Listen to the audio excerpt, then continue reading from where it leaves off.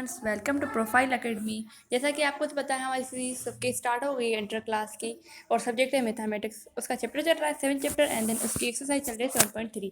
अगर आपने 7.2 एंड 7.1 नहीं देखी तो जाके वो भी देख लें, वो कंप्लीट वीडियो हमने अपलोड कर दी है।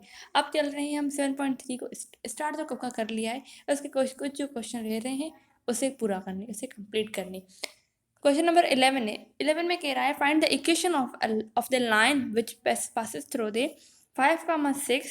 एक हमें पहले तो हमसे ये कह रहा है कि हम मुझे फाइंड करके दो इक्वेशन, किसकी इक्वेशन, जो लाइन है वो पास हो रही है, कौन सी पॉइंट है 5,6। एक लाइन है पास हो रही है, उसकी पॉइंट जो है 5,6 एंड देन वाई इंटरसेप्ट जो है वो ट्वाइस है किसके, एक्स इंटरसेप्ट के। मीन्स एक्स जो इंटरसेप्ट होता है वो बराबर होता है ए के। मीन्स जो वाई है वो ट्वाइस है किसके, एक्स इंटरसेप्ट के। Twice means double, means 2a।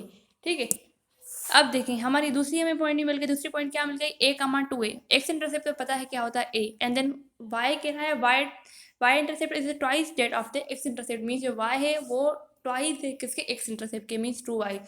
तो a कामा 2y भी 2a हमें एक पॉइंट मिली, दूसरी पॉइंट हमें दी गई थी 5,6।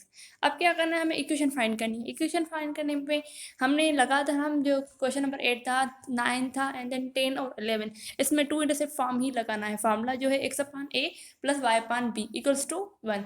हम ये फार्मूला क्यों लगा रहे हैं, इसलिए लगा रहे हैं क्योंकि इंटरसेप्ट की बात कर रहे हैं। जब भी इंटरसेप्ट की बात करेंगे मीन्स एक्स इंटरसेप्ट कहेंगे या वाई इंटरसेप्ट कहेंगे, मीन्स इसकी बात समझ जाएंगे हमें यहीं पर टू फॉर्म फार्मूला लगाना ही है। X upon a plus y upon b equals to 0 equals to 1।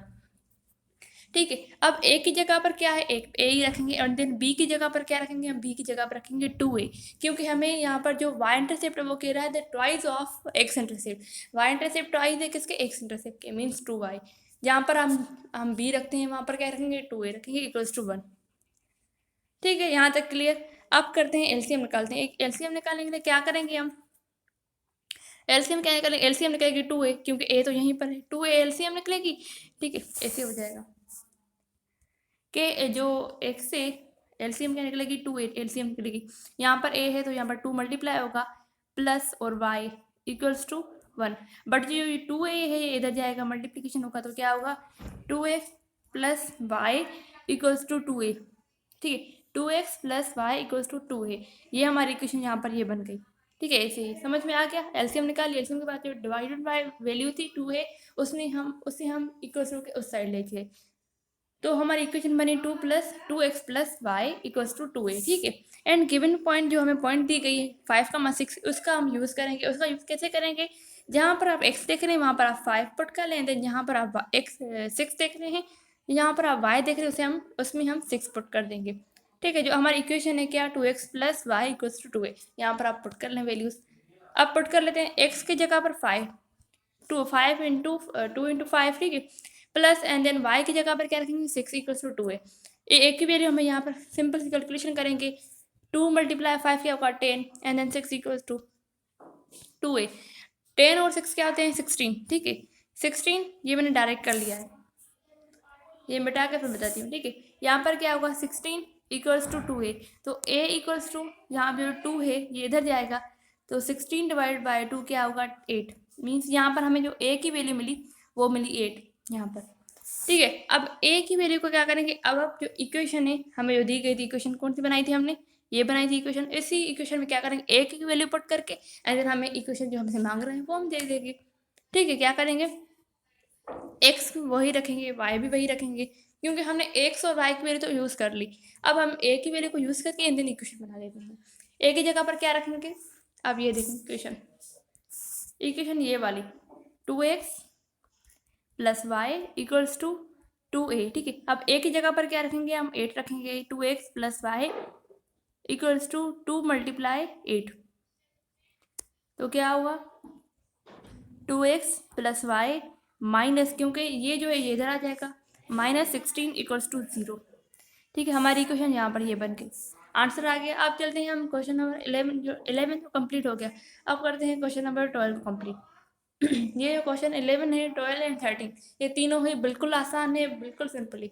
Means आज के लेक्चर में क्या होगा, हमारा जो 7.3 है वो कंप्लीट होगी।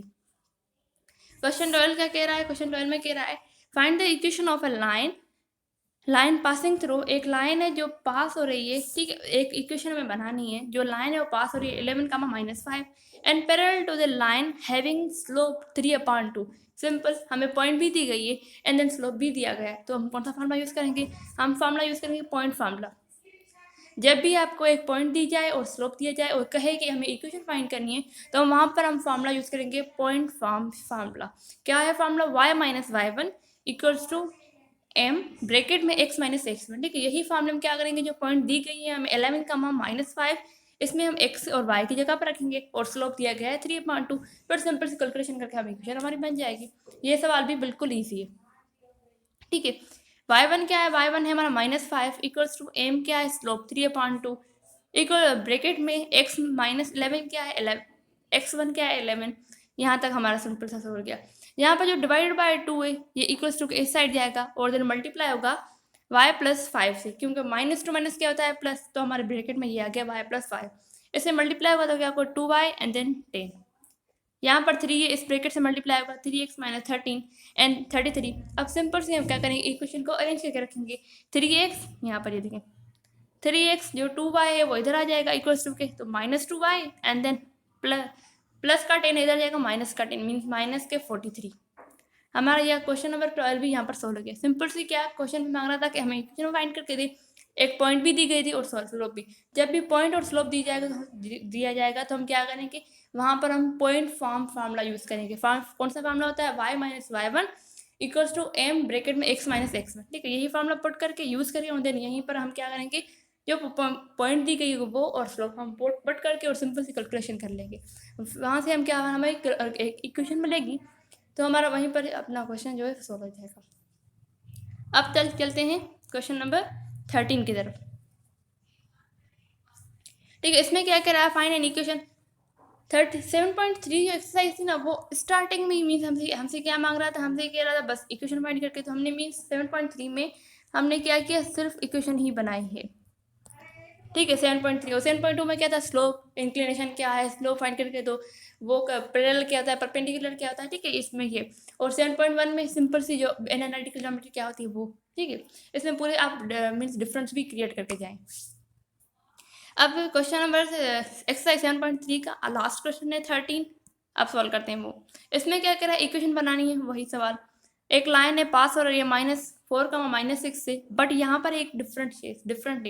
जो 12 क्वेश्चन था उसमें कह रहा था इक्वेशन बनानी है और पॉइंट भी दी गई थी, बट जो स्लोप था वो पैरेलल था मीन्स m1 बराबर होगा m2 के।